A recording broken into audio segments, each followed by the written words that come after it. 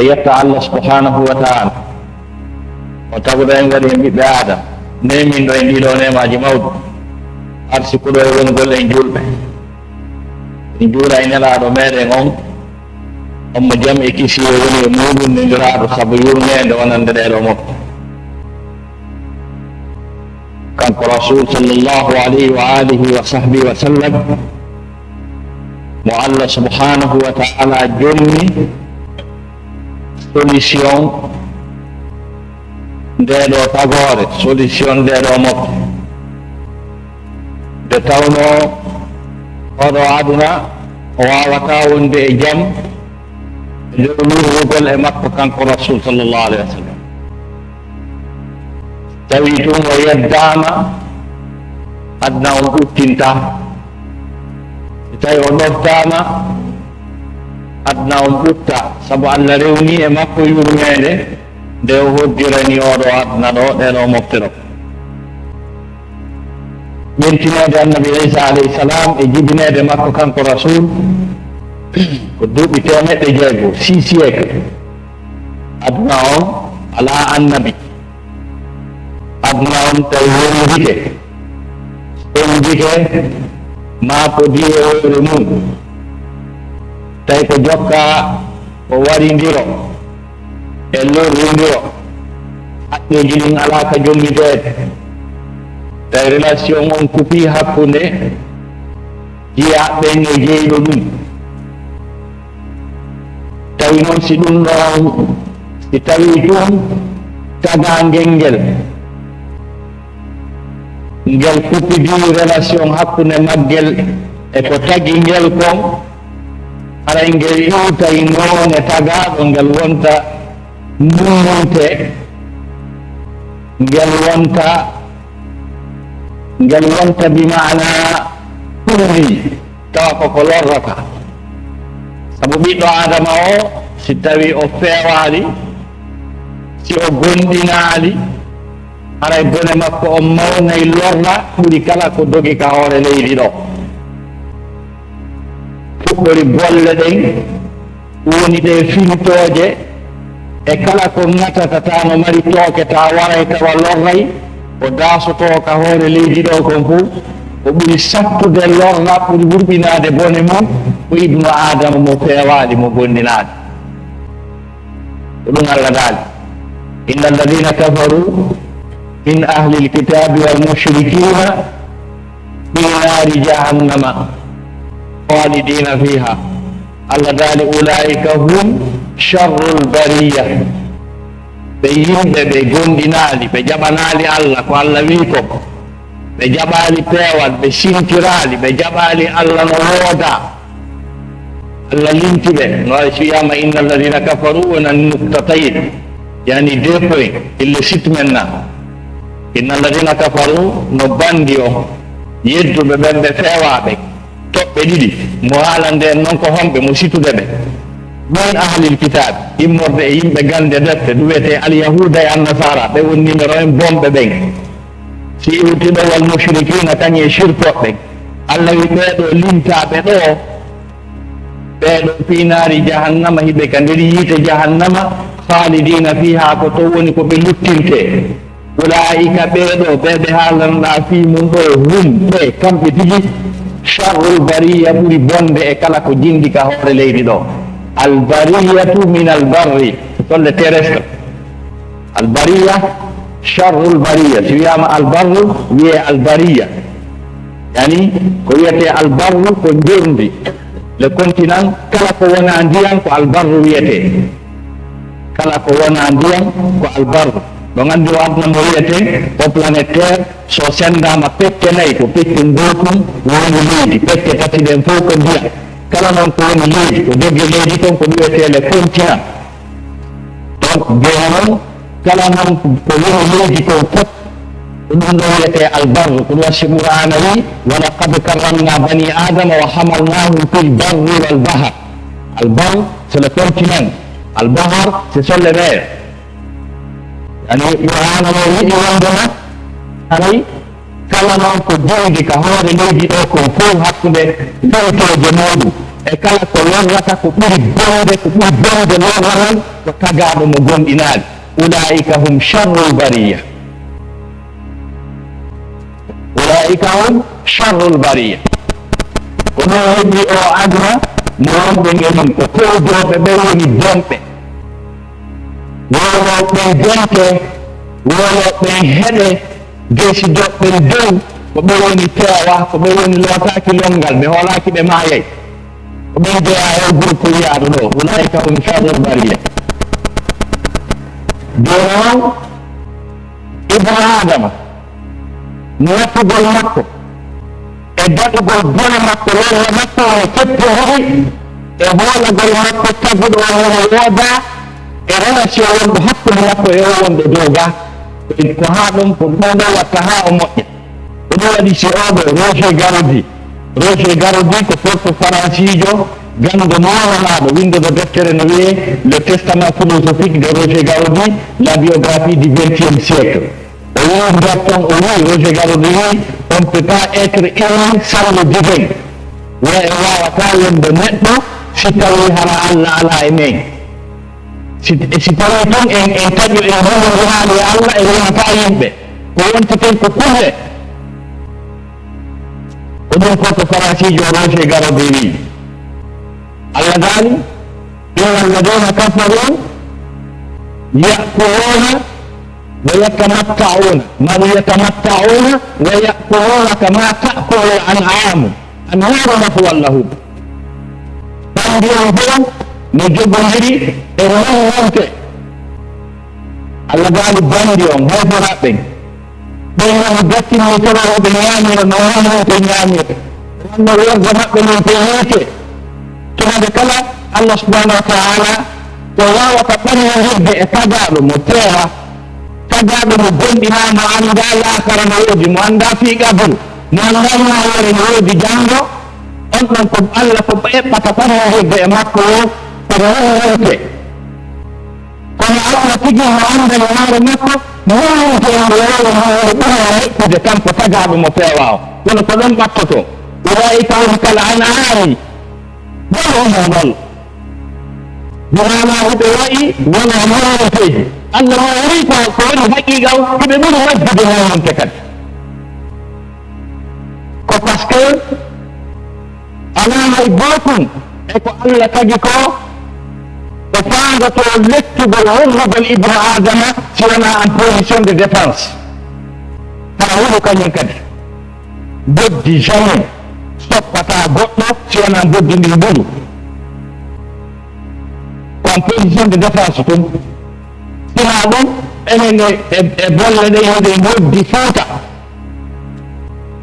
kono ɓe yiwata toon jamais ɗe ara directement bolle ɗen sino faala hawda ñallal gotal lanna ko woɗi e foɗo ɗum fof kono bolle no jokki ciifum mum ko inna a ari a yaaɓindinade honoji ɗenɗi ɗiɗi nde sappe tiwode défense wara mayi waɗu wara ko o tagaɗo bonɗo o ɓiɗɗo adama bonɗo innodi kadi ɓay mi wawi ɗum kadi neɗɗo mo peewa mo gonɗina o fole albalaw gone mo gonɗina mi wawi ɗum mi wawi innode boddi o ma e bongo e hoore shirku e hoore kewteraku goo kadi koɗo si qur'ana wi wagaru zahira al ithmi wagaru zahira al ithmi wa batinahu kebte ko fowo bakka toon kon e ko soodi e makko ko fowo bakka to o ko sakkagol goɗɗo tofama waramo jatta ko jeykom ko soodi kon ko naatugol e suudu kadi ɓuyga ɗon naata a goɗɗo waɗoyamo ka waali ɗon ɗum ɗo wiyete wa batinahu kadi wagaru zahira al ithmi kebte ko fowo bakka to o ko wa batinahu e ko soodi e makko ko kadi joni noon musidɓe julɓe tedduɓe aduna ka e fuɗɗorno ɗon e sattede e kefara e waridiro e nette e townidiro ha Allah subhanahu wa taala addi wurnima nden addi rasul sallllahu alayhi wa alihi wa sahbihi wa sallam sanga tagore nden naafodi e wuro mum tawi rewɓe ɓen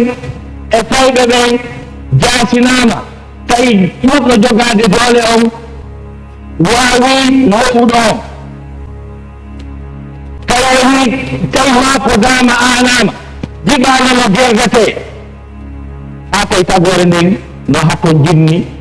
eko hollande laawol fiyoɓe wawa wonde fiyoɓe wawa existude on alhaali wonɓe ɓe wowo wattoga on sayi on sayɗo ko alha kon on sayi wewndiri ɓerɗe yimɓe ɓen ɓe yewti hene gotoɓe ɓe yewti wurwodirɓe ɓe weddi e hoore ɓutto e hoore teddugal tanno tanama ɗum kadi arti taw sabbo ɓuttu sabbo teddungal allah subahanahu wa taala sifanike en alhaali no yimɓe ɓe wawno fewndo on say to no wahay arano on adi am tawta mafota hoore mum jonnay ɗeɗiroon gite jonnay ɗeɗiroon gite e bandiyagal mum wi satti ani ni ma paam jonna wi satti ani ni haa ko jonna jokkono waɗugol kupi jonna wi awa sattiron sabu meɗe wowno tun ƴawde googa heɗo gonga o goytun takka ɗon penale 49 fiyo mi heɓunomin feƴƴinira awa ɗum ɗon kadi kopi jinna wiya ɗum ɗon kadi kopi nani wa anna kunna naqudu minha maqaida lissam faman yastami al'ana yajidu lahu shihaban rasada hani de meɗe wowno to gidiɓe gogade jento amene yownoɓe hancuɓen enene men tawi ton ɗo malaikaji no jogui leɗɗe yiite enene minen de wara min piyano tan wona noon jumbanon ko ton heddi mboɗa wiya yiiterano ha ko ton heddi aɗa haray taw yewti tan nani o man yastami il ana kala yewtituɗo ton haɗa hande kadi o awrodiraji makko min awrodiri ko taw laapino yaani ha jinna wi sattede ɗo nde sattede towdiɓe ɗo ko gotel e piiji ɗiɗi jinna wiyani ɗum hoore mum wa anna la nadri ashahru urida bihim fil ardi am arada bihim rabbuhum rashada enene no lanuɗa doy kono mbeɗo felliti ton ko gotel e piiji ɗiɗi ndeɗo sattede oɗo koyer oɗo naaba ko imma hara allah taala lammude addango foppu ndo yetere ma hara e moƴƴere himo adde jinna tigi wiyani ɗum hoore mum ko ono tawi jinna waɗi assemblée général kala ko wi'a jinnaaru kon fof e nder aduna on fof haldi o foti nottel kaake ɓe fottoy ɗon wonɗo jinnaaru wi koyo senditi wi ɗum fof ko waɗi ɗo kon ka aduna on fewndi ɗo fewno ɗo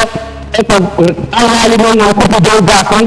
ɗaɓɓitondaren si ko honto ɗum woni ɗum woni tanit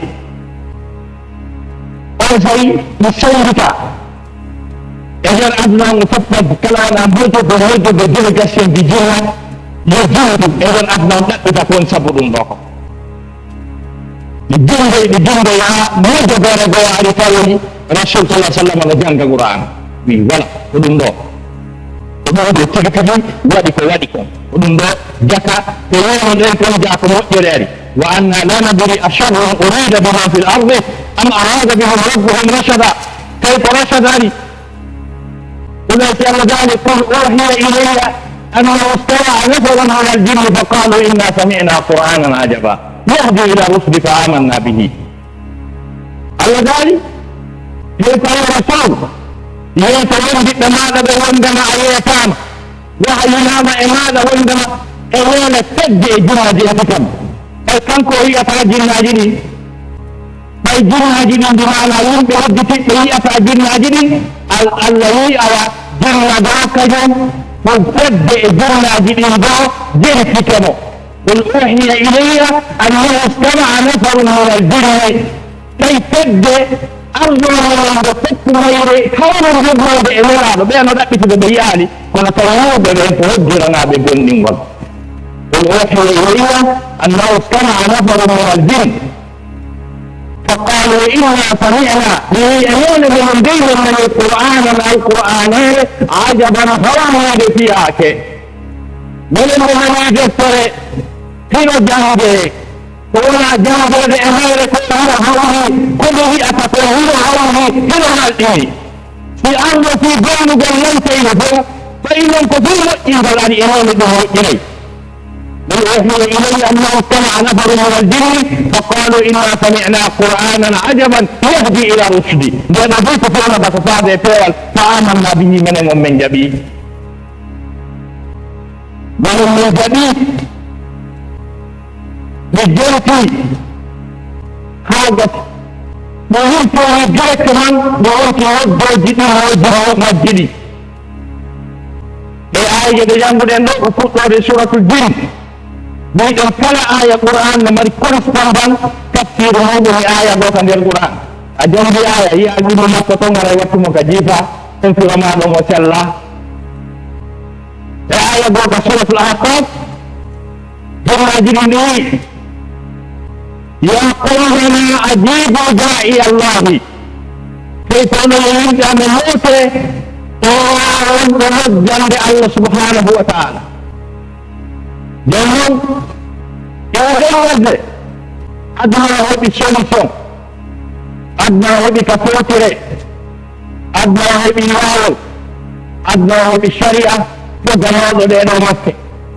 ko di hoste kala multe ko yete o mastatan Allah ma fodidon pro jertino oriental Allah jalla wa inna ummati illa fala fiha nadir wa ta'ala ba'da tawfiq mutte shawala ala alayhi rubul arbad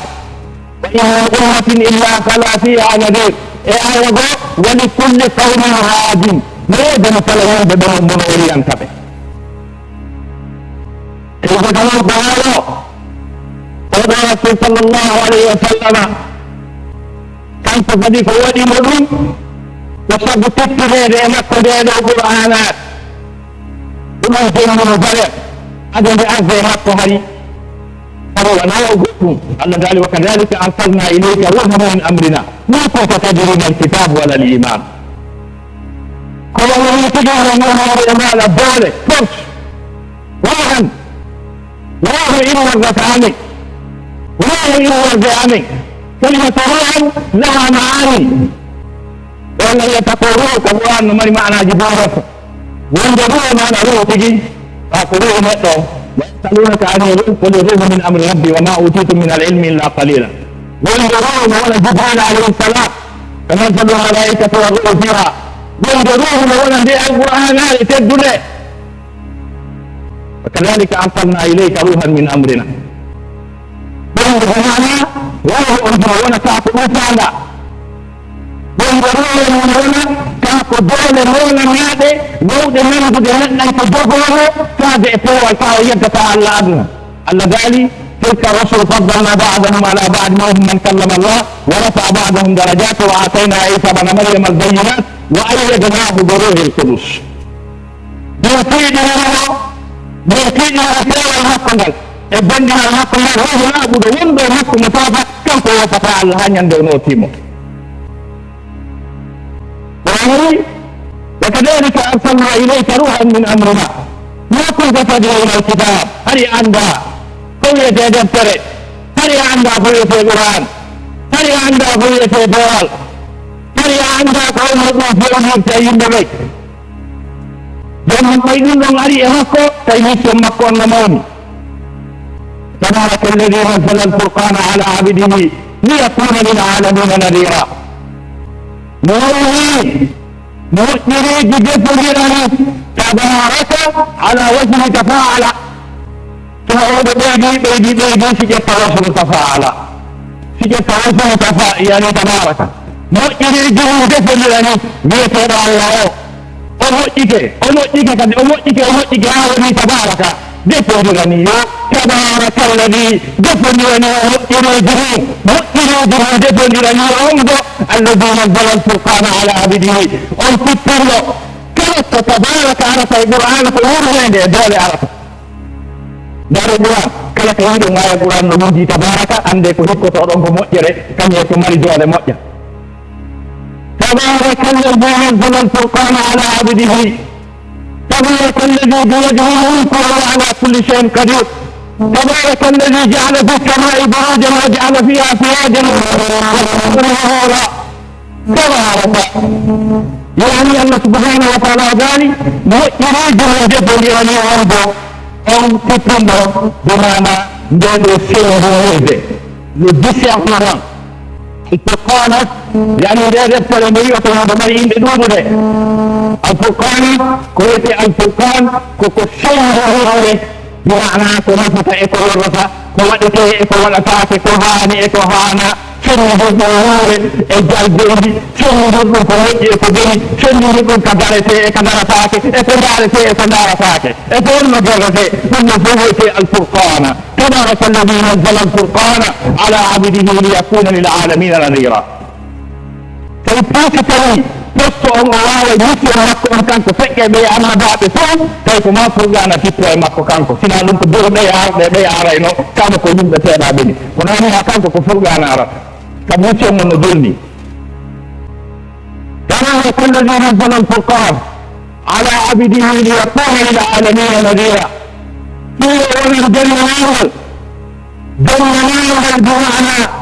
كبر من التكبير ومن بمعنى الارتناء ان الارتفاع اكسبليسيت بمعنى من الارتناء بحلبه اكولوغا فبه وكامبين تبه دون قوة عليهم وضعوه عليهاكو والشمس بأدنى تبقى عليكم وظلم من الستانفورد program بأبديتات اكو جديدة لذلك إن هذا القرآن يهدي للتي هي أقوى دولة دكتورة في أورينتاليزم كل جزء دولة كل يوم بشانفه كل يوم بفيروه بشانفه كان أبنى واتاون بجمع قوامير كان يقول الله عندكم لا نام وفقر كاتيه الله من الفتوى أبنى الله الدين ketika berdoaan berdoa, nanti doa dalam, nanti hati tagal, orang berpet tu, setiap doa doa dalam ngebuat kota Sabata, kau melihat mereka tinggal ngebuat iman, mengabarkan dia yang kabau itu, orang berdoa awan nama doa dalam ngebuat kota Pewalalan, orang berdoa suya ini lebih dekat dengan, dan أدنى الله ده هي الدفاعي فايو تعرفوا بيجوب ونميد الدفاعي فايو ثاني دفاعي فايو دفاعي بزاكس دينار شيء أن الناس يفضلوا هو يجب الأولوية مين نورا دون بدين كيف تقول بهون في بالقرآن أبواب الهوم هي غير الهوم كاذب ومن يجي أدنى مولا ما ورثه لو فضلوا يبون بدين Jangan dia ada kerana kalau dia dengar orang kait, kalau aku orang dengar, dia pun orang kait. Hari anda waktu itu hari anda negara keberlate, anda gandal, anda pelal, tapi katakanlah dia nabo, dia nak berkreatif. Yang dia tak boleh kebenaran sama kemuliaan. Lepas nak itu orang o chicken fake.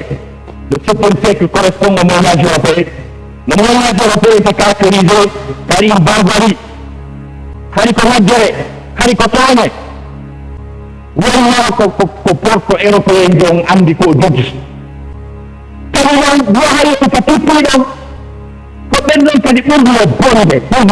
buku. Dia berakaban. Kan pembunuh benda buku, kan pembunuh alat, kan pembunuh benda kriminal, kan pembunuh benda konyol, kan pembunuh benda desorganisasi. Hari jaga anaknya itu sesama. Sebab di mana negara berjuang pelaya usaha perempuan. Lalu idal maudah suilat bi'aidan min qutilat.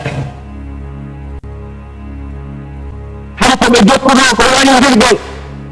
jadi berbuat berharap, karena ini orang yang berpudi. Kalau dari kadang bukan, aku lebih orang sejalan berapa. Allah Taala wala tukru fatayatikum ala al-jira'i in aradna tahassunan litabtahu arad al-hayati ad-dunya. Tahari kulinda wano, tahari kubuti berkafra jenawaza, hatta ma kutuwari jenawaza, hari inda ma kajen ko inda jeti, kebahayakan. yimɓe biwana dawiji aɗa inde maɓɓe ɗen ko yimɓe jere ariɓe ɓe wogoɓe wala sala sallama société ɓurɗo jiiɓade ɓurɗo wonde dosage anide calcule tuma yimɓe jiiɗi ha goɗɗo jondi ɓe gomeene noon ɓendu baabe noon wiya joni mama goɗɗo go rewta baabe makko rewɗon kanko wakkiloto rewa ɗon Allah daali wala tankihu ma nakaha aba'ukum min an-nisa'i illa ma qad salaf ari ko non ɓe wawno ɓe jaraɓe anda wonde awuɓe haɓuɓe wala ɗo wawi tawa hawtirgol ɓen ɗon waɗaɓe société goto wuro goto do hurmo hiɓe bonduɓe purɓe faamuɓe anduɓe ko bondi sabanɓe diplomate ɓe des hommes politiques walaɗo formi gayi walaɗo formi gayi yimɓe ɓe andano no doloke ɓornakoye yimɓe putti e bagge e geleɗi ɓe wonti janguɓe haalaji wonti diplomate ɓe wonde des hommes politiques heɗɗi e maɓɓe siko Muawiyat bun Abi Sufyan heɗɗi e maɓɓe wona Amru bun al-As heɗɗi e maɓɓe wona Mus'ab bun Umayr heɗɗi e maɓɓe wona Abdoullahi ibn Zubayr Abdoullahi ibn Umar kala ko wiyete gambe yalti e maɓɓe sabaɓe wona Ibnu Sirin en Ibnu Khaldun en taka ɗo référence o science o fof tawi ɗo ko o tagaɗo goto formi ɓe wiyeteɗo Mouhammad jomum musidɓe julɗo jojuɓe yalti e maɓɓe sabaɓe ɓe sawdi aduna o ha Allah ko jogi anditeno waskuru nicmata Allahi aleykum id antum a'dan wa allafa bayna qulubikum fa asbahtum bi nicmatihi ikhwana وكنتم على شفا حفرة من النار فأنقذكم منها عندي جاي كون دو أنفا ينو عندي جاي جاي وعين رو الله لنو وين من من وأنه يجاسد كفر الإسلام هذا يوريك فرات